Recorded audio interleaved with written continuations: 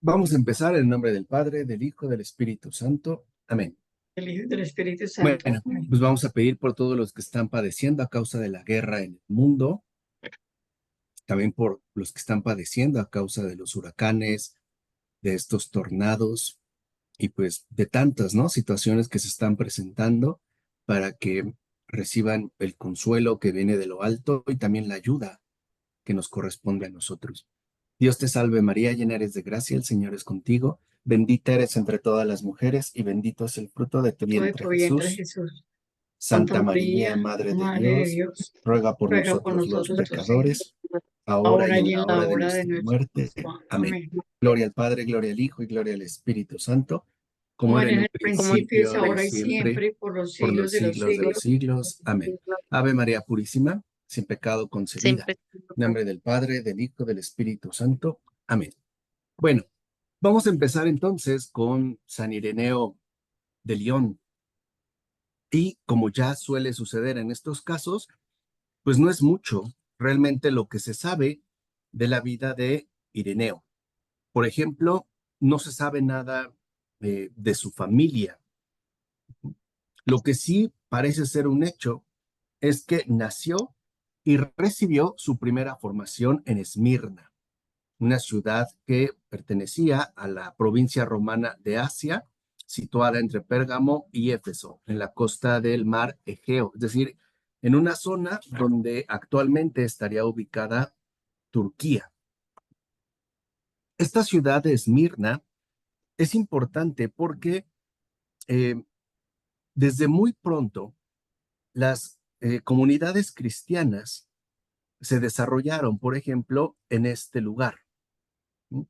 Y además, ¿no? Estas comunidades cristianas, pues se dan dentro de un medio donde evidentemente el paganismo es lo que predomina y hay deidades sobresalientes que están por todas partes. Por ejemplo, ese culto a Zeus, que tenía un gran altar, o Artemisa o Asclepio, donde se le consideraba una deidad sanadora, así como también, por ejemplo, el culto imperial, pues tenía una gran aceptación. Recuerden que es una zona más mediterránea donde la influencia del mundo griego está muy marcada, pero también la presencia del Imperio Romano, en particular con su culto imperial. Lo que sí se sabe es que el Evangelio, es decir, el anuncio, ¿no?, de Jesús, llega pronto a Esmirna, porque Esmirna es una ciudad que se encuentra más o menos a unos 80 kilómetros de la ciudad de Éfeso, ¿no?, que es justo una ciudad donde San Pablo, a su llegada, como se menciona en los Hechos de los Apóstoles, ya quizá encontró cristianos. De hecho, Pablo vivió con los efesios de 2 a 3 años, del 55 al 58. Y Éfeso, repito, está muy cerca realmente de Esmirna. Es pues una ciudad a la que el Evangelio llegó pronto y una ciudad también en la que eh, estas comunidades cristianas se hicieron presente desde temprana hora. Ahora, las cartas de Ignacio, es decir, de San Ignacio de Antioquía, a la iglesia de Esmirna y por ende a su obispo Policarpo, ¿no?, ya ponen al descubierto que en esta ciudad de Esmirna prevalecía ante todo una tradición paulina. Con esto nos referimos a que era una comunidad cristiana que tenía una muy marcada influencia de la evangelización llevada a cabo por el propio apóstol Pablo, ¿no? O sea, era una comunidad que por estar muy cerca geográficamente de Éfeso, donde estuvo Pablo viviendo 3 años, pues tuvo un contacto temprano con los escritos del apóstol. No obstante, a Esmirna, justo por esta zona, también llegó la evangelización o lo que se conocía como la tradición del apóstol Juan, ¿no?, el autor del Apocalipsis.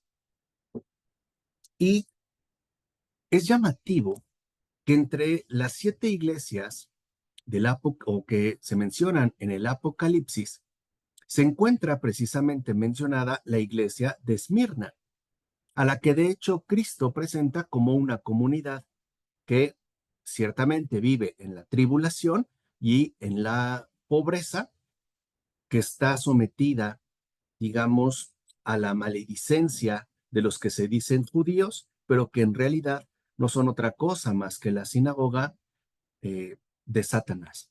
Es decir, hay un reconocimiento en el Apocalipsis de esta iglesia de Esmirna.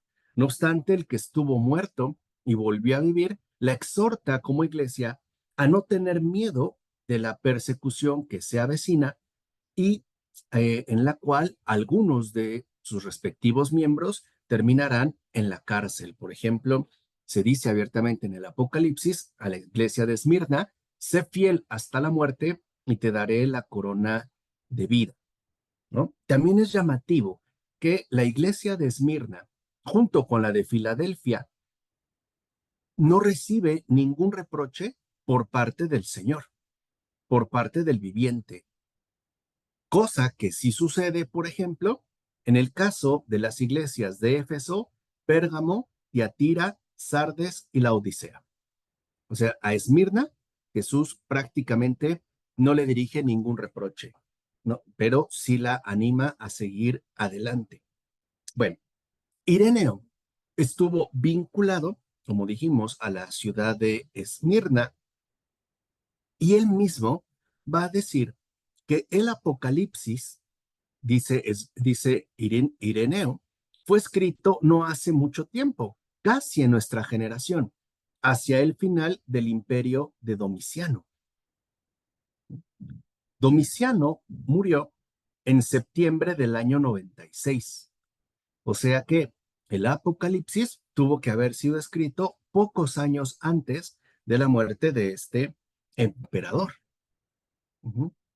Y en este caso, Ireneo se manifiesta como alguien muy cercano y muy familiarizado con el evangelista Juan. De hecho, Ireneo es el que identifica a el apóstol Juan con el autor del cuarto evangelio y del Apocalipsis.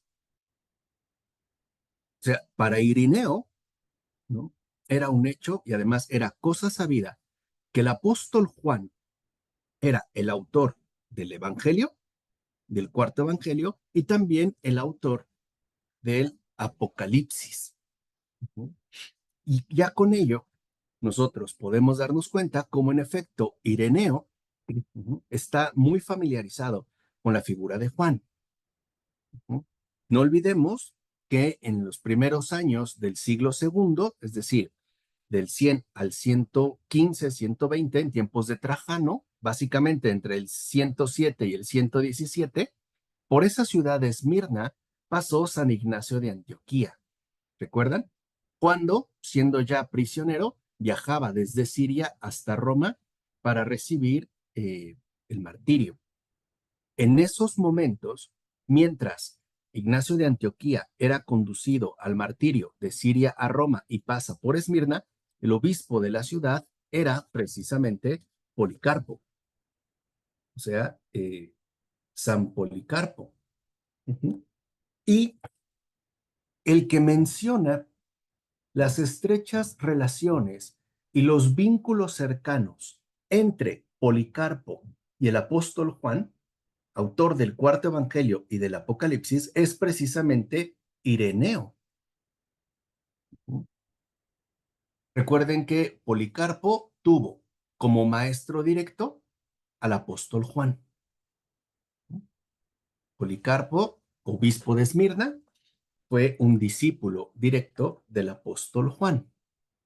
Ireneo confirma esta relación entre ambos y afirma que no hay otro Juan o que él no conoce a otro Juan, sino al que tuvo como maestro a Cristo, que también le llama apóstol, discípulo o bien autor del cuarto evangelio, de la primera carta de Juan, de la segunda carta de Juan y del Apocalipsis. es este mismo Juan, el discípulo que se recostaba sobre el pecho de Jesús, o el que permaneció con vida hasta los tiempos de Trajano y que, de hecho, ¿no? Vivió en Asia Menor, puntualmente en Éfeso, donde algunas tradiciones localizan la casa de la Virgen María, la casa con Juan. ¿Qué pasó, Paola? Profesor, entonces, ¿por qué, por ejemplo, ahora ya, no sé, bueno, si usted ha escuchado mucho sobre ese, no sé, rumor, lo que sea, de que no es el mismo autor del Evangelio que del Apocalipsis, que no es el mismo Juan? ¿Por qué ahora hay esa confusión o ese rumor después de ese estudio de San Ireneo? San Ireneo. Bueno, básicamente, digamos, por toda la labor crítica y exegética que se ha hecho de los escritos. Por lo regular, sí se acepta. Lupita, bienvenida, muy buenas noches. Gracias, buenas noches a todos. Empezamos con San Ireneo de León. Mira, Gracias. por lo regular, tiende a discutirse poco que el autor del Evangelio, Juan, no sea el mismo que el autor del Apocalipsis. O sea, digamos que hay un consenso mayoritario donde se identifica al mismo autor en ambos escritos, o sea, tanto en el Evangelio como en el Apocalipsis. Donde sí hay más controversia es en torno a las cartas de Juan. Ahí sí. ¿Por qué? Ratzinger es, por ejemplo, uno de ellos. Porque después de hacer una lectura minuciosa, toda una serie de estudios, ¿no? Se ubica a Juan, el de la carta, como presbítero Juan, no como el apóstol o el discípulo Juan. Y de hecho, la exposición de las cartas, si uno las lee con atención, efectivamente, uno puede percibir que se trata de un discípulo de Juan apóstol, del mismo nombre que él, pero que ya ha asimilado y condensado las enseñanzas del apóstol Juan y que además tiene la función de ser presbítero. Cuando uno lee las cartas, efectivamente se nota que es, digamos, un alumno destacado como cualquiera de ustedes, que ha asimilado y entendido muy bien la enseñanza de Juan. La resume, las expone y como que las redondea. Ahí es donde sí hay más discusión. Yo, de hecho, yo en lo personal, algo muy personal, sí estoy de acuerdo con Ratzinger en que se trata de dos autores diferentes. O sea, habría un Juan apóstol, discípulo de Jesús, que escribe el cuarto evangelio y el Apocalipsis. Es el mismo autor.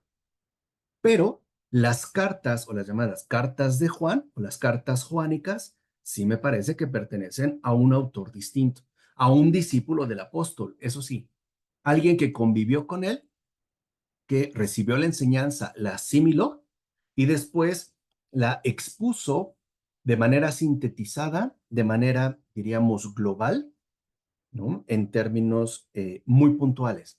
Eso sí, pero hay discusiones, por ejemplo, también al respecto, por algunas expresiones que se utilizan o algunas formas literarias que son empleadas.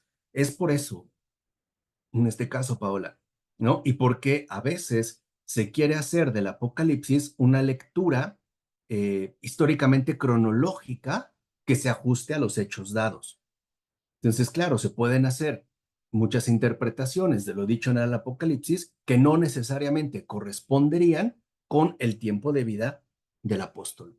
Es por eso. Lo que sí es un hecho en este caso es que Ireneo, al menos durante un tiempo, como dice el propio Ireneo, en su primera edad, o sea, en su juventud, estuvo relacionado con Policarpo. O sea, digamos que um, el formador inicial de San Ireneo es San Policarpo, quien a su vez es discípulo directo del apóstol Juan. Edgardo, discípulo de Marco de Tenochtitlán, apóstol de Cristo.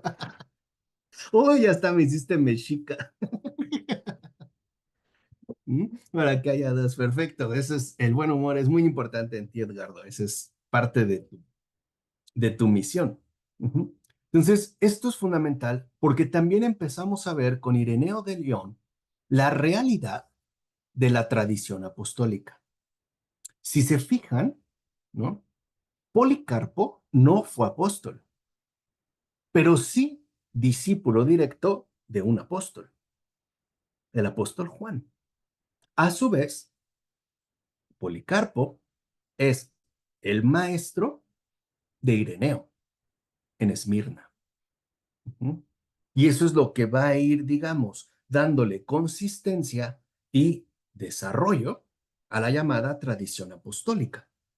De tal manera que al final, ¿no? En cuenta regresiva, lo que importa es de dónde viene esa tradición, entendiendo por tradición una enseñanza viva que se ha ido legando de generación en generación.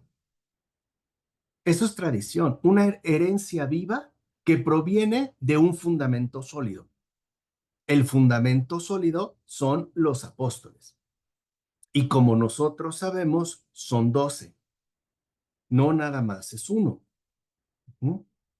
Hay apóstoles que tendrán una insistencia muy puntual en ciertos rasgos, pero son, si lo, ya ahorita lo podemos ver, los apóstoles son como enviados con características especiales a zonas en particular. O sea, eh, no llevan, por decirlo así, una misma línea. Parten de un mismo fundamento, que es el resucitado, ¿no? El que ha muerto y ha resucitado.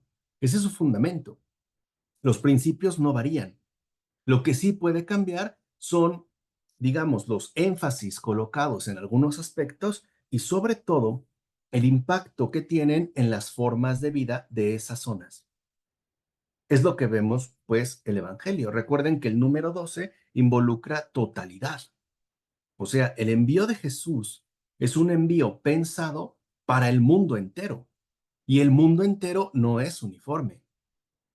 El mundo entero tiene diferencias, incluso diferencias sociales, culturales. Y no obstante, una de las cosas milagrosas es que el Evangelio llega, se, se da a conocer, se recibe y fecunda, ¿no? La cultura a la que accede. ¿No? Tiene, digamos, como una fuerza de fecundidad eh, importante. Ahora, no se sabe a ciencia cierta el año de nacimiento de Ireneo. Ujú. Algunos afirman que antes de llegar a Lyon, es decir, en la actual Francia, estuvo un tiempo en Roma, pero tampoco se sabe. Ujú. Se supone que Ireneo pasa un tiempo en Roma y salió de ahí hacia el año 165, debido a la persecución eh, ordenada por el emperador Marco Aurelio contra los cristianos, en la cual de hecho falleció San Justino, conocido como San Justino Mártir, con algunos de sus discípulos. ¿Por qué no vimos aquí a San Justino, llamado el padre filósofo? Él era filósofo de formación griega, después converso, ¿no? Y va a escribir también una apología, es de los llamados padres apologetas. Y la razón, aunque es irrelevante, tiene peso, porque no hay una obra seria de San Justino. O sea, se puede conseguir la obra de San Justino, pero suelen ser ediciones descuidadas que no ofrecen mucha confianza, ¿no? Al respecto. Hay de hecho una edición que es de una editorial protestante que me parece más delicada por todos los ajustes que luego parecen como obligados a hacer para que concuerden, ¿no? En este caso, con sus respectivas doctrinas. Lo que sí es un hecho en el caso de Ireneo es que él, conociendo la tradición del Asia Menor, encabezada por el apóstol Juan, y conociendo la tradición de Roma, encabezada por ¿quién? ¿Qué apóstol? Pedro, exactamente, por el apóstol Pedro y Pablo. Las conjuga, las reúne y las va a llevar a Lyon. Es decir, a esta zona que hoy reconocemos ciertamente, ¿no? Como una zona francesa, lo que eran las Galias, pues, ¿no? En la antigüedad, las llamadas Galias. Hacia el año 177, las comunidades cristianas de Lyon y de Vienne van a sufrir también una dura persecución. Hacia el año 177. Y entre los mártires de esa persecución en Lyon y en Vienne se encontraba precisamente el obispo de esa ciudad, llamado Potino. Potino era obispo de Lyon y ya tenía una edad muy avanzada. De hecho, tenía 90 años. Y durante la persecución lo apresaron, lo llevaron a la cárcel y ahí justamente falleció. Eusebio de Cesarea dirá que cuando Potino, con sus 90 años de vida ya cumplidos, murió en compañía de los mártires de la Galia, Ireneo recibió en sucesión el episcopado de esa iglesia. O sea, al morir Potino, ¿no? Le tocó a Ireneo asumir, en este caso, el cargo de episcopal. Eso es lo que sí se puede entresacar. Ahora, durante el pontificado del Papa Víctor, más o menos entre el año 189 y el 198, ¿no? Adquiere también relevancia una controversia que no fue menor. Esta controversia estaba o giraba alrededor de la celebración de la Pascua. Es decir, era una cuestión de fechas. Por ahí del año 155, Policarpo, acuérdense, discípulo directo ¿de quién? De Juan. Policarpo, discípulo directo de Juan, fue a Roma a visitar al Papa Aniceto, año 155. Y con el Papa Aniceto, Policarpo discutió diversos asuntos, en particular esa divergencia dada en torno a la fecha de la fiesta pascual. No llegaron a ningún acuerdo, porque el Papa Aniceto tenía una fecha establecida y Policarpo seguía otra. No obstante, fíjense, a pesar de que no llegaron a un acuerdo y se mantuvieron las diferencias, no por ello rompieron la comunión eclesial. De hecho, se despidieron en buenos términos y mantuvieron relaciones fraternas y afectuosas. O sea, no hubo ruptura. Ahora, ¿en qué consistía, pues, el desacuerdo sustancial? En torno a la fecha de la celebración de la Pascua. Jesús, según la tradición joánica, había muerto cuando se celebraba la Pascua judía, que tenía lugar el 14 de Nisán, o sea, en la primera luna llena del mes primero del equinoccio de primavera, de acuerdo a las indicaciones que da Juan. Ahora, los cristianos de Asia Menor, siguiendo muy de cerca el uso judío, celebraban la Pascua el 14 de Nisán. independientemente del día que cayera. Podía caer lunes, martes, miércoles, no importaba. No importaba.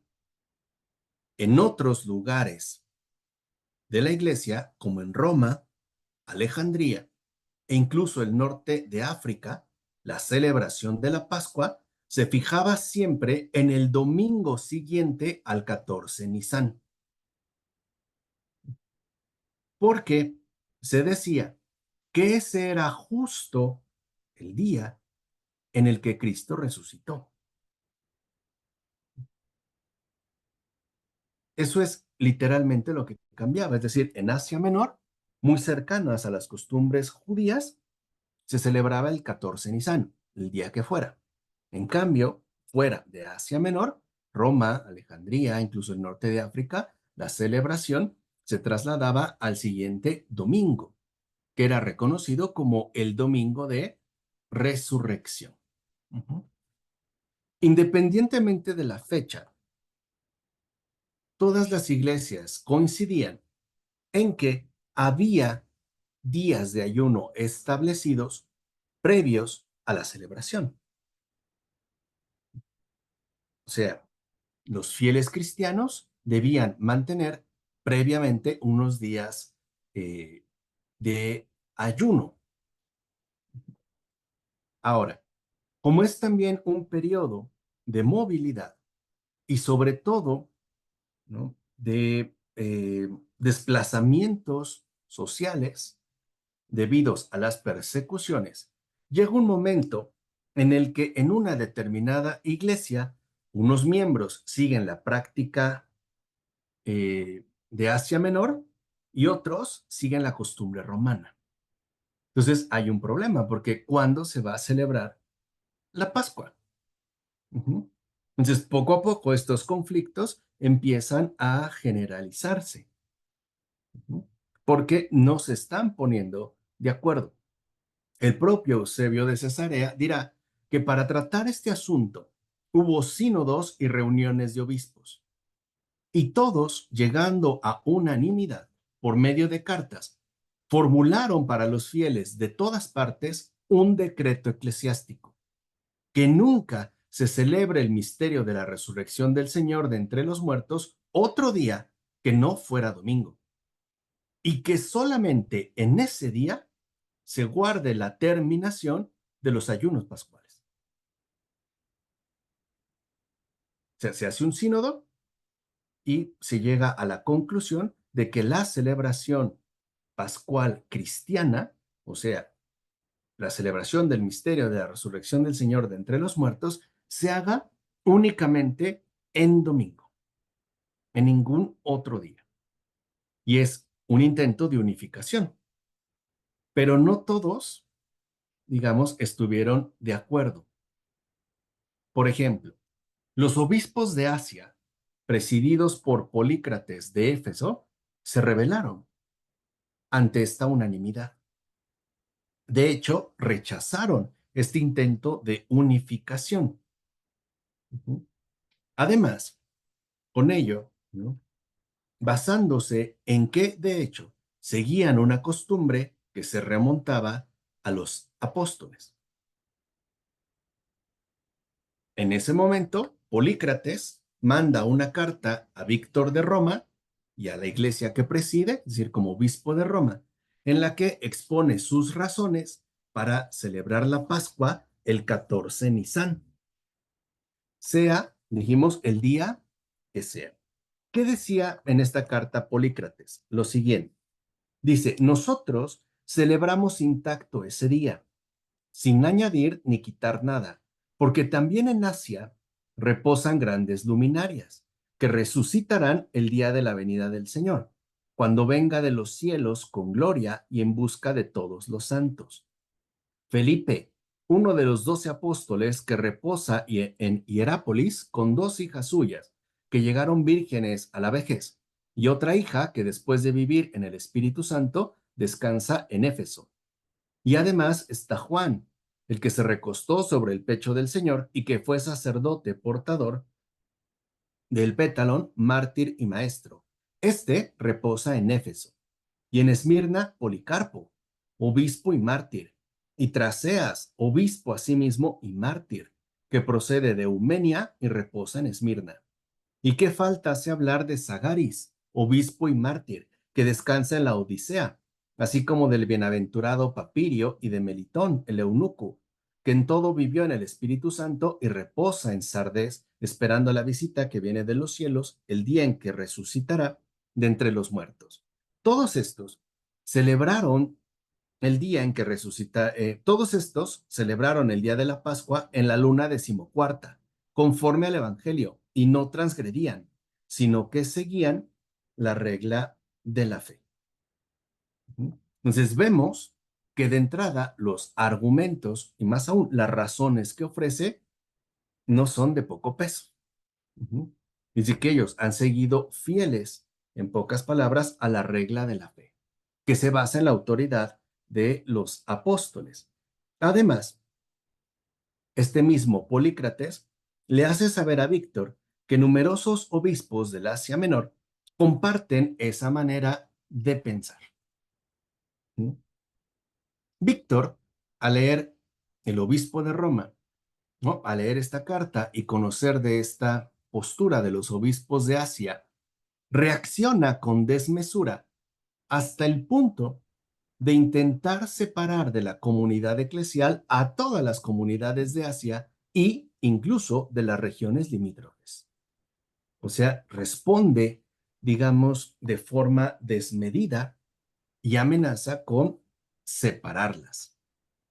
Esta medida desproporcionada de Víctor no fue compartida y obviamente tampoco fue del agrado de los demás obispos, quienes se dirigieron a Víctor para que se contuviera, mantuviera la paz, la comunión y sobre todo la caridad entre las iglesias. Uno de estos obispos que se dirige en estos términos fue precisamente Ireneo. O sea, Ireneo le dice a Víctor, ¿no?, en pocas palabras, que se relaje, que la resolución que está tomando es desmedida y que debe de replantearse, digamos, sus actos. Aunque Ireneo mantenía, de hecho, en León la misma práctica que la Iglesia de Roma, es decir, la celebración de la Pascua en domingo, le escribe al obispo Víctor, fíjense, haciéndole notar que las iglesias habían vivido en paz y en comunión a pesar de la diversidad de costumbres en la fecha y en la duración de los ayunos previos. O sea, Ireneo le recuerda al obispo de Roma, al Papa Víctor, que antes de esta confrontación ya había diversidad de costumbres e incluso diversidad en las fechas, y que no por eso habían tenido problemas profundos, que las propias iglesias habían sido capaces de vivir en paz y en comunión. En la carta de Ireneo se lee lo siguiente. Le dice a Víctor: la controversia no es solamente acerca del día, sino también acerca de la duración misma del ayuno, porque unos piensan que deben ayunar durante un día, otros que 2 y otros que más, y otros dan a su día una medida de 40 horas del día y de la noche. Y una tal diversidad de observantes no se ha producido ahora, en nuestros tiempos, sino ya desde antes, bajo nuestros predecesores, cuyo fuerte, según parece, no era la exactitud, y que forjaron para la posteridad la costumbre en su sencillez y en su particularidad. Y todos ellos, no por eso vivieron menos en paz unos con otros, lo mismo que nosotros. Y fíjense, dice, el desacuerdo en el ayuno confirma el acuerdo en la fe. Fíjense qué fuerte es lo que está diciendo Ireneo. El acuerdo en la fe es lo sustancial. Cuando este acuerdo en la fe se mantiene, los desacuerdos en las costumbres se pueden sobrellevar. No hay problemas. De hecho, no tiene por qué haber rupturas. ¿Qué pasó, hermano? ¿Y cuál es ese ayuno? ¿Es el del Viernes Santo o cuál? Ajá. Entonces, algunos decían que con un día bastaba, otros decían que dos, otros decían que más. Entonces, se hablaba de un ayuno que remitía, digamos, a un momento previo a la celebración de la Pascua. Ahora, fíjense, ¿cuál es entonces la idea de fondo de Ireneo? Que lo fundamental no es la uniformidad de las prácticas que se expresan en la fe, sino la unidad misma de la fe. ¿Se entiende? O sea, para Ireneo, la fe se basa en una unidad. Y es gracias a esta unidad de la fe que se pueden dar variaciones en las prácticas que así lo expresan. ¿Se entiende? Hay dos niveles, no al revés. O sea, a ver, lo que está diciendo Ireneo, que a mí me parece extraordinario, es que las prácticas no definen a la fe. Es la fe la que sustenta dichas prácticas. Por eso, para Ireneo, prácticas diversas no impiden la comunión, porque es precisamente la comunión la que da sustento a esas prácticas.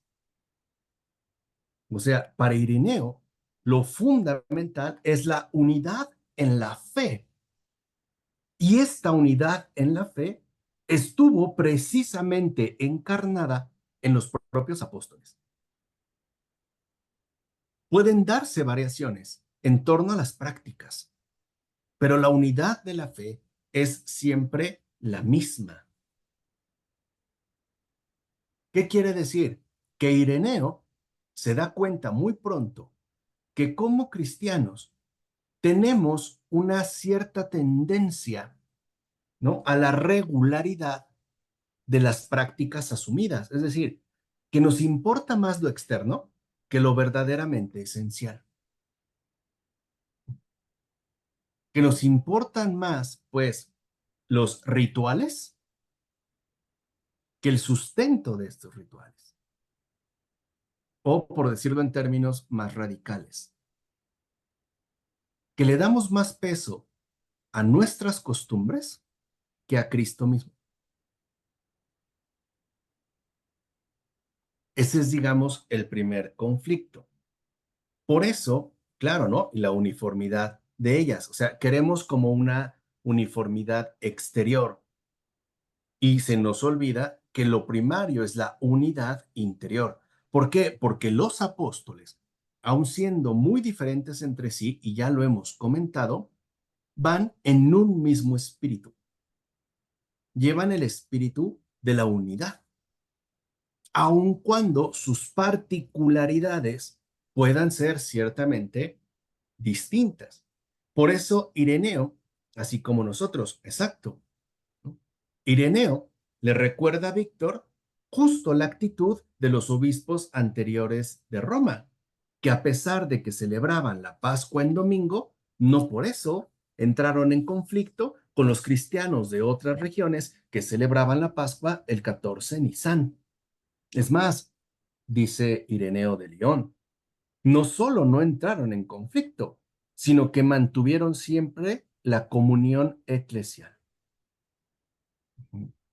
O sea que para Ireneo de León, lo verdaderamente apostólico es la comunión eclesial, ¿no? Los rasgos particulares que se asumen por medio de ciertas costumbres. ¿Cuál es entonces la idea fuerte de Ireneo? Y de hecho va a ser el gran defensor de este posicionamiento católico. Vuelvo a repetir, es el gran defensor de este posicionamiento católico. Comunión en la divergencia. La Iglesia nunca ha consistido en una uniformidad total. Comunión eclesial es comunión en la divergencia. Las diferencias se acercan, fraternizan a partir precisamente de la comunión eclesial. Comunión en la divergencia. Y eso a nosotros se nos ha olvidado. ¿Por qué? Porque para nosotros lo que verdaderamente cuenta es la uniformidad de los rituales asumidos. Y nos olvidamos de esa profunda comunión eclesial que en efecto no tiene problemas con divergencias dadas. Y dice Ireneo, solo la comunión en la divergencia, la unidad, ¿no?, en las diferencias, es lo que permite y garantiza la paz. Y fue gracias a Ireneo y otros obispos que ante, digamos, tal insistencia, lograron impedir que el obispo Víctor excomulgara a numerosas iglesias orientales. De hecho, el propio Eusebio de Cesarea dedica un elogio a Ireneo y dice lo siguiente: Ireneo, haciendo honor a su nombre, que es pacificador, y por su mismo carácter hacia estas y parecidas exhortaciones, y servía de embajador en favor de la paz de la iglesia, pues trataba por correspondencia epistolar al mismo tiempo, no solo con Víctor, sino también con muchos jefes de diferentes iglesias acerca del problema mencionado. Es decir, Ireneo de León va a destacar por ser un gran pacificador. Ireneo, eso significa pacificador. Y él nos muestra que la pacificación no depende de la anulación de los conflictos, sino de un espíritu más grande que los logra reconciliar. Ese sería precisamente, ¿no?, uno de los rasgos fundamentales de Ireneo. O sea, nos vuelve a insistir San Ireneo que la comunión eclesial no consiste en una especie de uniformidad forzada, como por ejemplo se da en el ejército. Todos marchan igual, todos visten igual, todos responden igual. La iglesia no es así. La iglesia es comunión en la diversidad. O sea, la iglesia está animada por un verdadero espíritu de comunión que está sustentado precisamente en la fe. Es decir, me parece que a estas alturas queda claro que Ireneo nos invita a distinguir dos cosas: la fe y las costumbres en torno a la fe. O sea, ¿qué nos define? ¿La fe o las costumbres que hemos adoptado quizá durante mucho tiempo? ¿Qué es realmente, no, lo que anida en nosotros? Un posicionamiento basado en costumbres particulares. O exactamente, como actualmente con los movimientos eclesiales. O sea, discutimos las divergencias y ahí nos quedamos, pero no hablamos de la verdadera comunión eclesial que en principio tendría que estar presente, porque estas diferencias se van a dar. Estas diferencias se van a expresar, pero ahí no está el problema. O sea, digamos que nosotros todavía nos sentimos inquietos cuando vemos costumbres distintas, pero no nos preguntamos si es que estamos animados o no por un verdadero espíritu de comunidad eclesial, como ocurrió en su momento con eh, Policarpo y el obispo de Roma, Aniceto. ¿Qué pasó, Paola? No, supongo que todo eso igual es, nosotros lo tenemos que traer a nuestro tiempo, ¿no? Porque, bueno, ahorita que está diciendo todo eso, ya ve que le platiqué que muchos años, gracias a Dios, participé en la iglesia y me tocaron infinidad de misas con muchos obispos, con muchísima gente y todo. Y una de las cosas que siempre observaba, a veces y a veces no, porque bueno, pues el egoísmo, ¿no? Era, por ejemplo, cuando hay una misa muy importante, por ejemplo, cuando va el obispo y van todos los sacerdotes de la diócesis y todo, toda veces la rivalidad que hay incluso entre los sacerdotes, ya ni digamos entre los grupos parroquiales, ¿verdad? Y a veces entre los propios sacerdotes, entre los propios, bueno, y incluso en una ocasión me tocó participar, bueno, no me tocó participar, íbamos a participar dentro del coro con en una misa de rito maronita, sí se dice. Y bueno, creo que, o sea, hay mucho egoísmo por parte de los que no conocíamos el rito, porque empezamos a criticar de cómo los cantos que eran diferentes, los tiempos diferentes y todo. Entonces, sí, pues ya la verdad, o sea, digo, reconozco que era yo bastante tonta, pues muy infantil en ese aspecto, cuando pues me tocaron y todo. Pero creo que eso, pues, creo que entonces lo llevamos desde siempre y es difícil a veces, como que, o sea, aquietar ese egoísmo que tenemos porque pensamos que yo lo puedo hacer mejor, ¿no? Que yo puedo leer mejor, yo puedo cantar mejor, yo puedo oficiar mejor. Entonces, creo que desde ahí empieza el conflicto y pues por eso yo creo que terminamos con los problemas que tenemos como iglesia. Exactamente. ¿Y a qué se deben básicamente este conflicto, digamos, profundo? A que no partimos del eje sustancial de nuestra experiencia creyente, que es el Espíritu de Cristo. Es que eso es cristianismo. O sea, el cristianismo no se define por una serie de particularidades o costumbres sostenidas a lo largo de mucho tiempo. Eso no es cristianismo. El cristianismo se caracteriza por esa profunda comunidad eclesial que es capaz de acoger las divergencias dadas en relación a la práctica de la fe, pero no a la fe misma.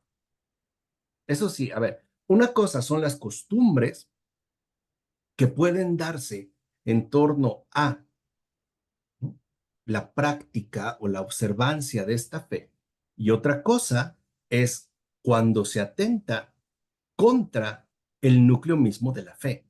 Pongamos un ejemplo actual. Es como si en algún lugar nos dijeran o nos dicen, y yo lo he escuchado a veces, que el ayuno en Cuaresma, particularmente del miércoles de ceniza y del Viernes Santo, prohíbe la ingesta de carne roja. Pero hay quien te dice, es que también el pollo o también el pescado. Y uno se pregunta, bueno, a ver, ¿vamos a discutir por esas particularidades o nos vamos a concentrar en esa comunidad eclesial que se nos ha concedido? O sea, ¿en dónde van, pues, no? Digamos, las cuestiones importantes. Y hoy eso es lo que nos falta, o sea, reconocer que hay aportaciones distintas en términos de costumbres que en realidad no afectan nada la unidad de la fe. Al contrario, la enriquecen. Es como si tenemos un jardín y ponemos distintas variedades de flores, no se estorban unas a otras, se complementan, aun siendo flores completamente distintas, con distintas formas, con distintos colores, incluso con distintos olores. Pero eso sí, todas las flores están sembradas en una misma tierra. La tierra es Cristo. La flor son las comunidades cristianas que van emergiendo y no hay una sola flor. Son muchas las flores. Por eso incluso cuando, no sé, por alguna razón recibimos o regalamos un arreglo floral, pues se ponen diversas variedades, ¿no? Y al final lo que queda es un ramo completo. Eso es la iglesia. Comunión en la divergencia. Esa es la iglesia. El problema, me parece, inicia cuando empezamos a querer mantener un particularismo que se vuelve ciego ante otras expresiones de esa misma fe. Por ejemplo, en términos de rituales o en términos de prácticas cuaresmales o de ayuno. O si dijéramos, por ejemplo, que la confesión no tiene validez si no se da en un confesionario. Por ejemplo, si me confesé con un padre en un parque o en un cine y dijéramos que no, que solo tiene, ¿no? O tendría validez al interior de un confesionario. Entonces, Ireneo, digamos, ¿no? Haciendo gala a su nombre, el pacificador, precisamente va a insistir en que los conflictos surgen a partir de la ausencia de la comunión eclesial. O sea, donde no se mantiene el Espíritu de Cristo, ahí surgirán disputas y enfrentamientos que para nada serán inofensivos.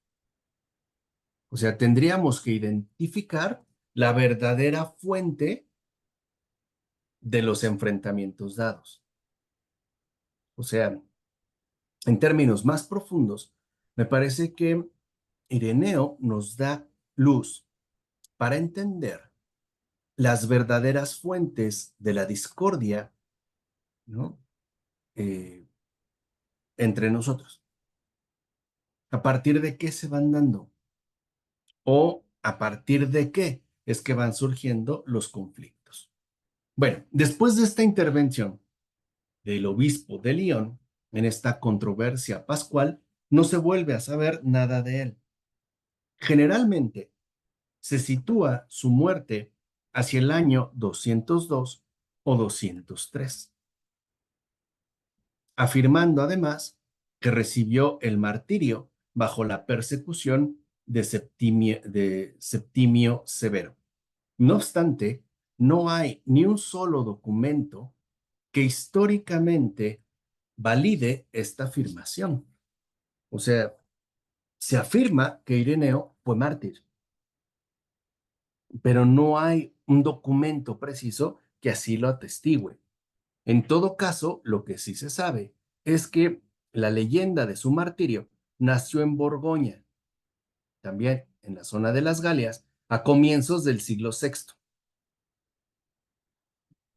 sin que los testimonios más cercanos que citan o hablan de Ireneo, como Tertuliano, Hipólito, Eusebio de Cesarea, Epifanio de Salamina, hayan mencionado su muerte martirial.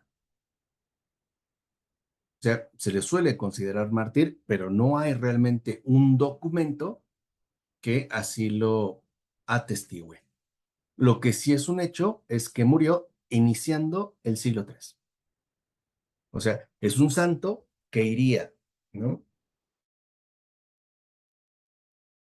Digamos, temporalmente, ¿no? O que se presenta en este mundo durante la segunda mitad del siglo II.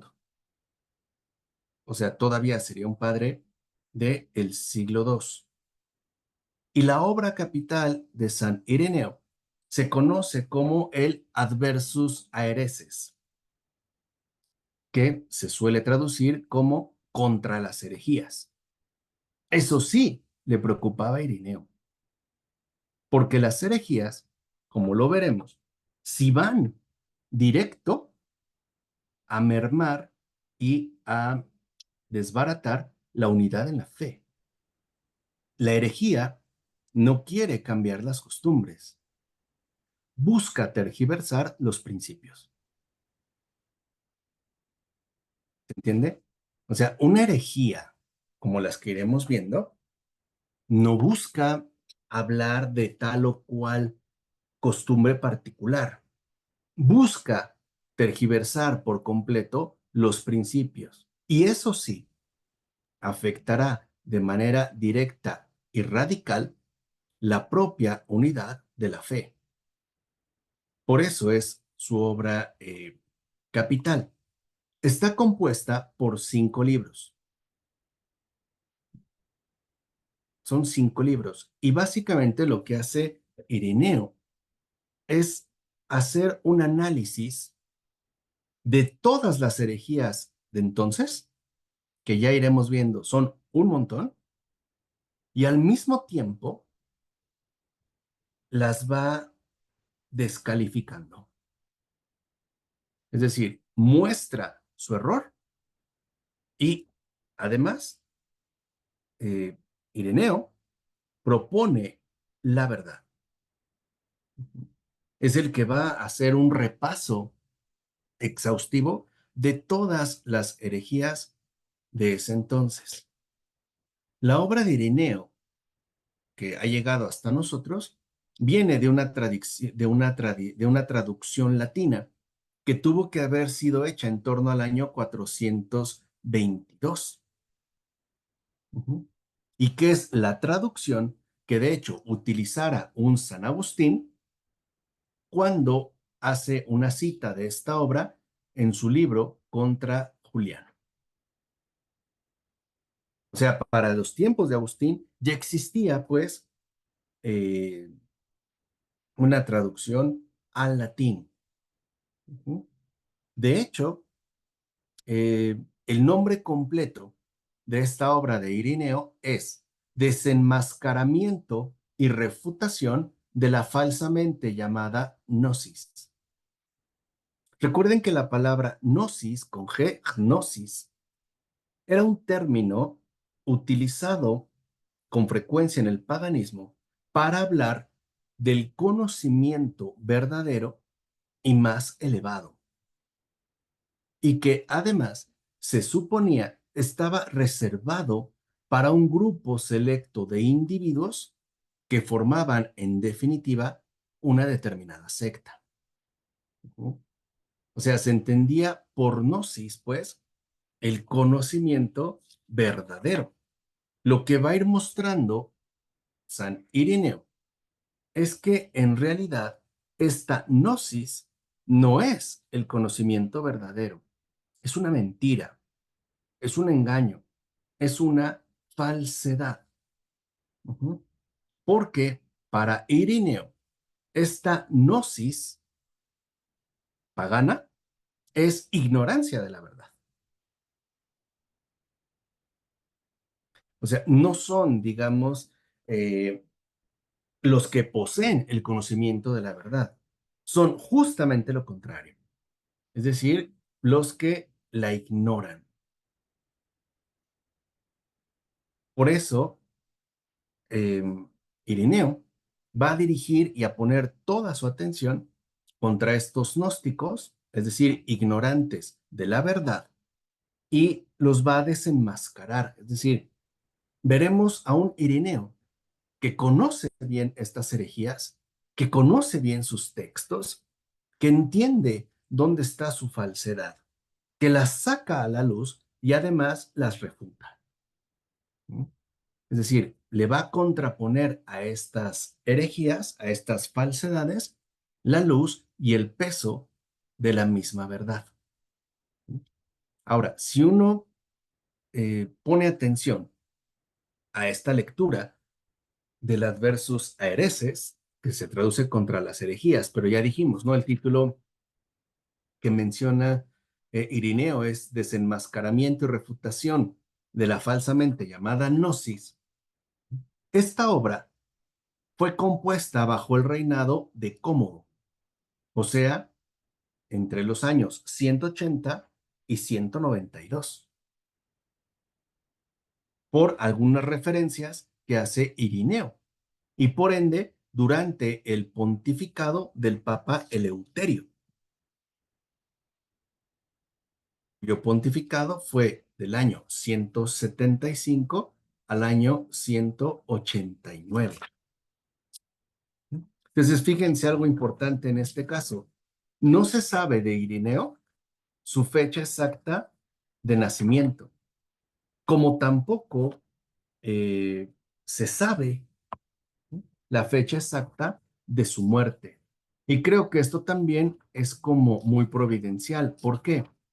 Porque con ello quizá Ireneo nos pretende dejar en claro que lo fundamental no es la propia persona, sino la verdad a la que uno le presta servicio. Es decir, uno queda en segundo lugar. Lo que importa es la verdad, no que resalte el nombre o la fama. Ahora, de estos 5 libros, en la mejor editorial que se tiene en estudios patrísticos, que es Ciudad Nueva, solo ha publicado el libro 1 en la versión bilingüe, que es en latín, español, con un montón de citas. Son 900 páginas. No se espanten.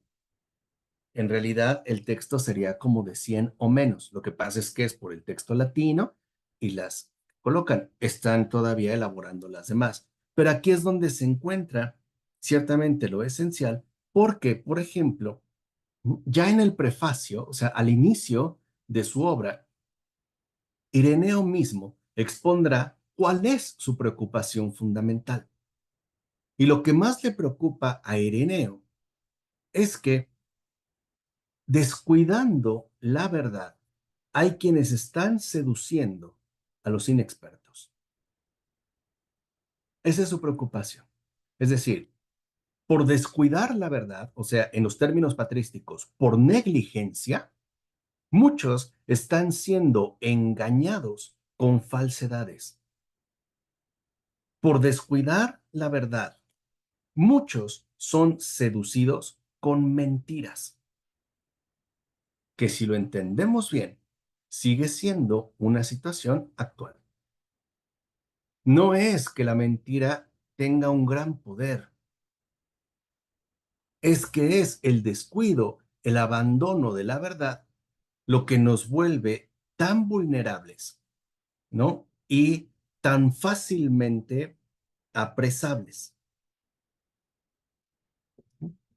Y la segunda preocupación de Ireneo es que estos herejes hablan de manera semejante a como lo hacemos nosotros, es decir, como cristianos. Utilizan muchos términos, su terminología nos resulta familiar, pero, dice Ireneo, en realidad piensan y sienten de manera diferente.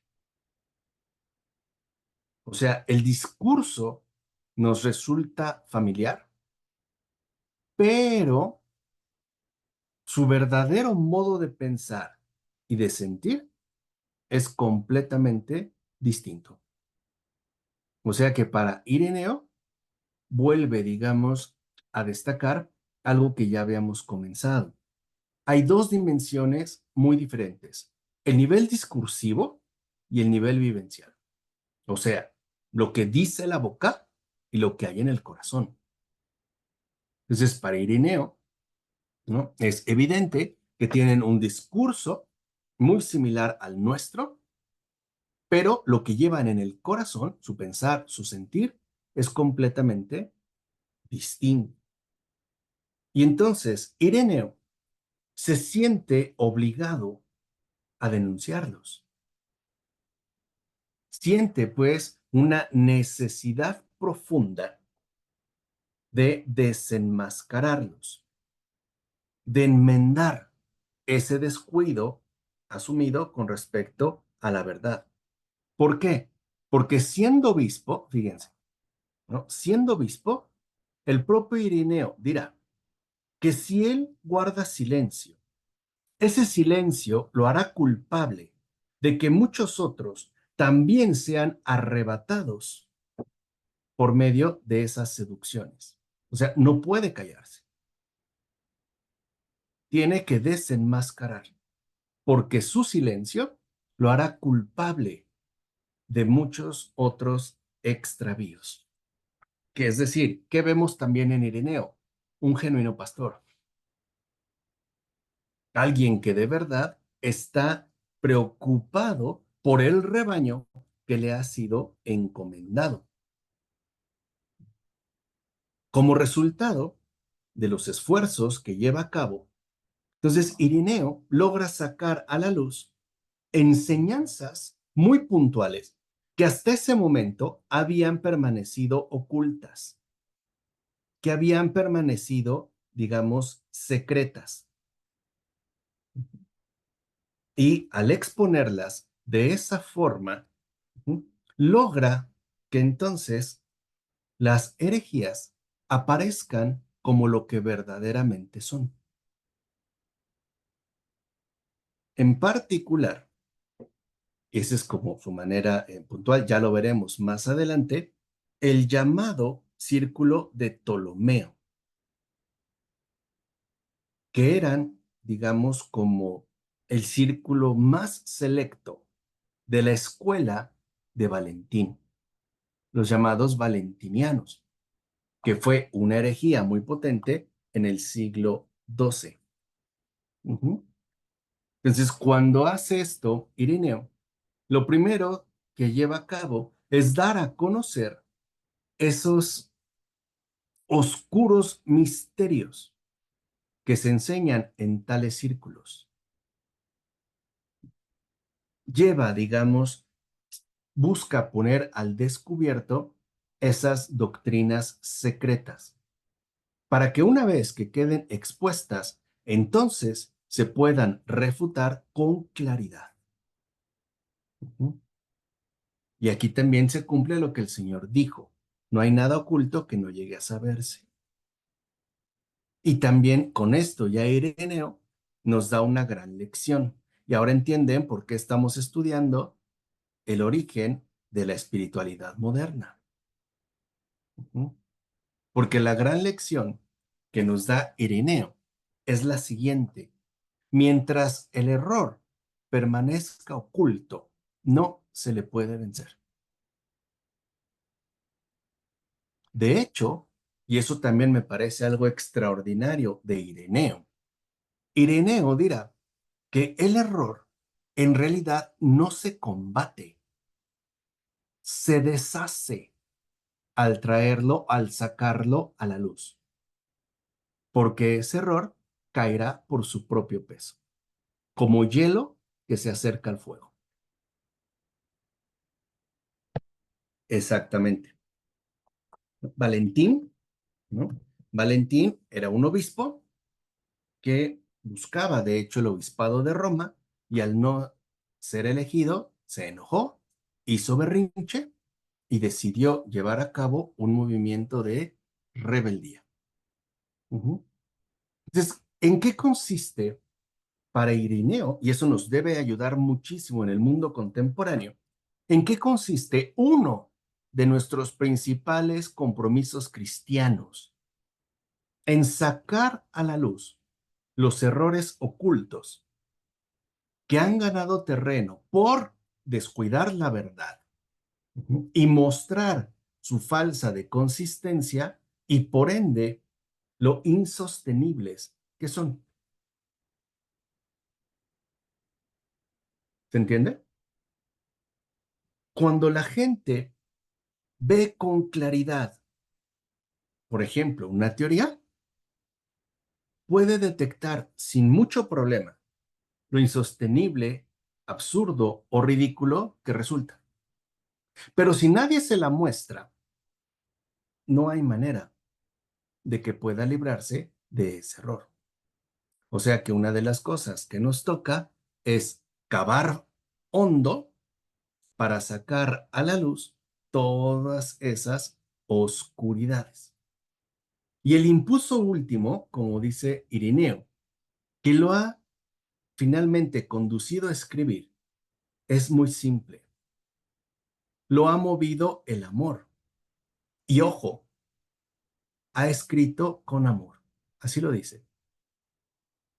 Lo ha movido el amor y ha escrito con amor, o sea, no con odio, no con resentimiento, no con furia.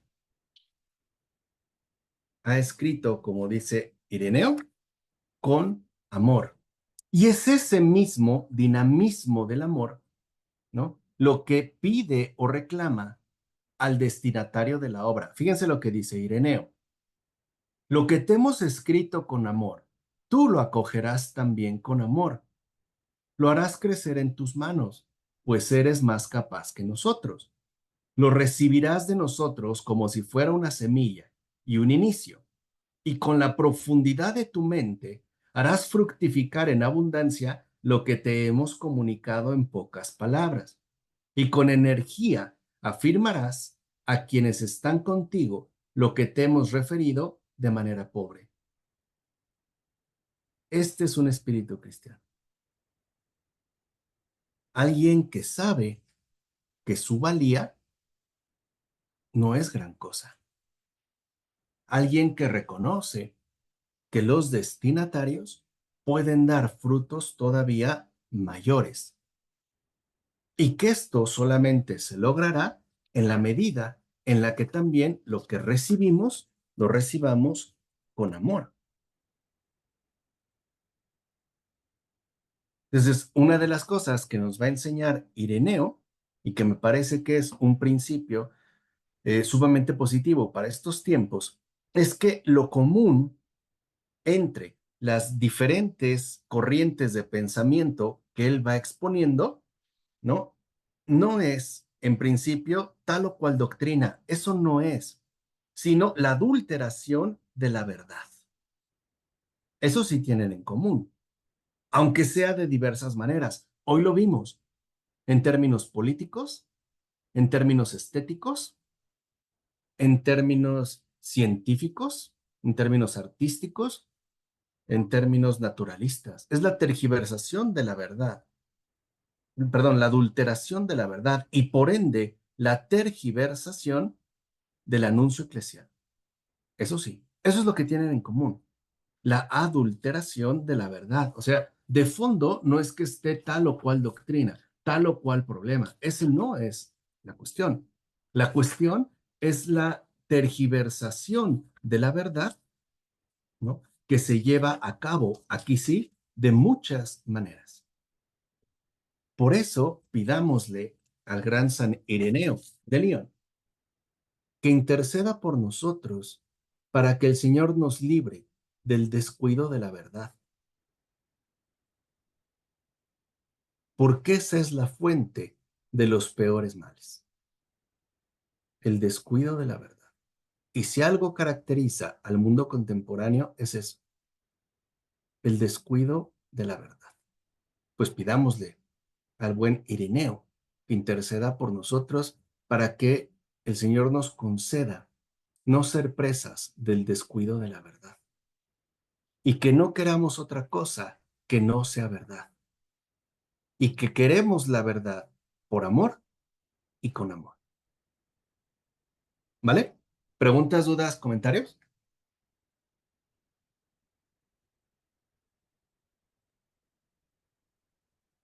¿Qué pasó, Elisa? Eh, Profesor, veo una semejanza entre San Teófilo de Antioquía y San Ireneo. Ambos padres de la iglesia, aquí decimos una expresión, no tragan entero. Por ejemplo, San Teófilo de Antioquía, admiré muchísimo la manera como él le hace ver a los griegos cómo su mitología no tiene una base histórica. Y aquí, uno de los ejemplos, ¿no? Y aquí San Ireneo nos va a demostrar y nos demostró ahorita cómo él tenía la razón a darle prioridad a la esencia de la fe y no a los ritos. Ahorita vamos a ver o nos va a enseñar dónde está la adulteración de la verdad. Entonces veo como una similitud entre San Teófilo y San Ireneo en su parte intelectual y en su parte teológica. Sí, por supuesto. Por eso ambos son padres de la iglesia, aun cuando tengan énfasis distintos, exposiciones diferentes, ¿no? Digamos que beben de las mismas fuentes.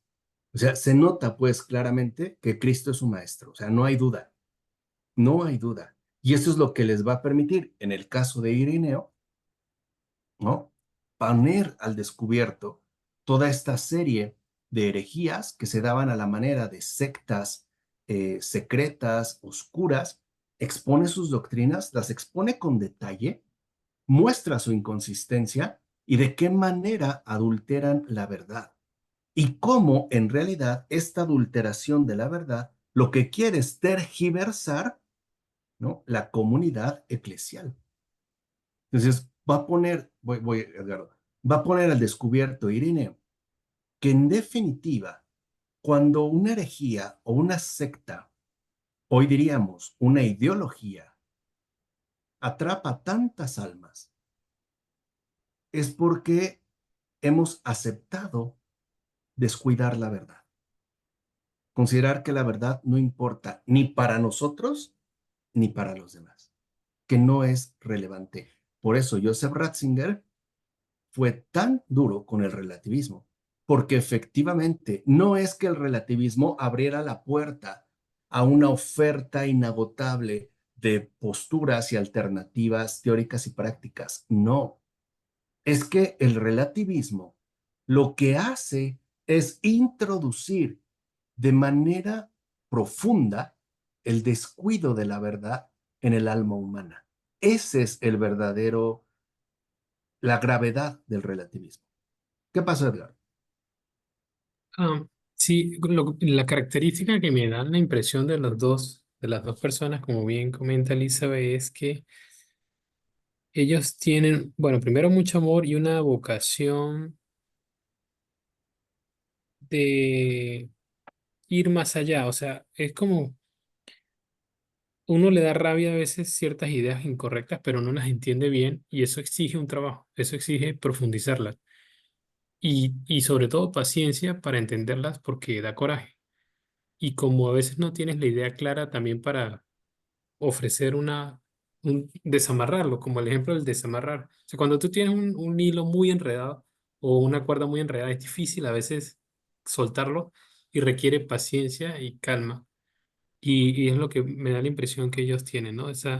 Que es lo que yo no tengo, obviamente, que esa disposición a dejar esa negligencia y esa indiferencia entre conceptos errados y no profundizar y desenredarlos con calma pero igual siendo incisivos, ¿no? Sí, claro, y lo vemos en el mismo ejemplo que pones, que es muy bueno, cómo a veces desenredar esa madeja, esa bola de hilo apretada, involucra detenerte y le das vuelta, ¿no? Ah, no va por aquí, a ver, va por acá, jalas un poquito, te regresas, buscas, o sea, eso es parte también del desenredo al que nos vemos comprometidos como cristianos en el mundo contemporáneo. Y si hay algo que nos debe caracterizar en estos momentos, es justamente la eliminación total del descuido de la verdad en la propia vida.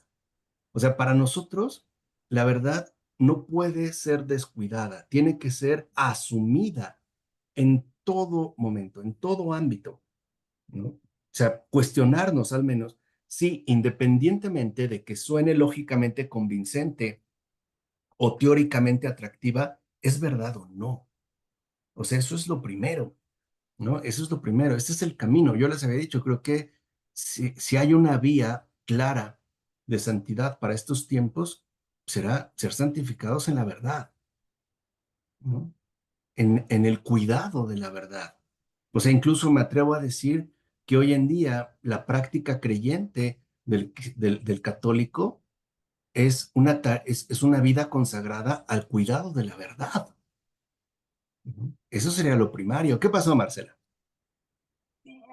Me llama la atención lo que dijo el Papa en Bélgica, ahorita que estuvo en Bélgica, que le habló a los obispos precisamente de que no se descorazonaran ante la secularización de Bélgica, que el enfoque que tenemos que darle, porque lo que pasa es que no solamente que no haya un cultivo de la verdad, es que no hay conocimiento de la verdad. Estamos partiendo de cero. Entonces, que la misión a que nos está llamando es un trabajo misionero, de volver a sembrar la verdad, de volver a florecer la verdad, y que tenemos que explorar esos caminos para poder no combatir directamente esas herejías o la ausencia de un cuerpo que nos sostenga moralmente o espiritualmente o de la presencia de Dios, sino que tenemos que empezar a buscar los caminos de misionar esa palabra y de sembrar nuevamente nuevos campos de la verdad. Exactamente, que bueno, ya ves, ya vas acercándote a ese espíritu, ¿no? Misionero. Es que esto es lo que hoy nos toca en el mundo actual, o sea, volver a sembrar la verdad, ¿no? En un mundo que carece de la verdad, al cual la verdad no le es accesible, pero que nosotros, como una vez les dije, como hipopótamos, tenemos que abrir nuevos caminos para que se vaya filtrando nuevamente y vaya arraigando poco a poco. ¿No? Puede ser mucho el trabajo, pero digo, tampoco es imposible, ¿no? Es cuestión de compromiso, de seriedad y de estar, pues, dispuestos a ser cooperadores de la verdad. Ahora entienden el espíritu de Ratzinger. No se trata de que combatamos tal o cual doctrina o que nos agarremos, ¿no? A golpes con Darwin. Eso es lo de menos.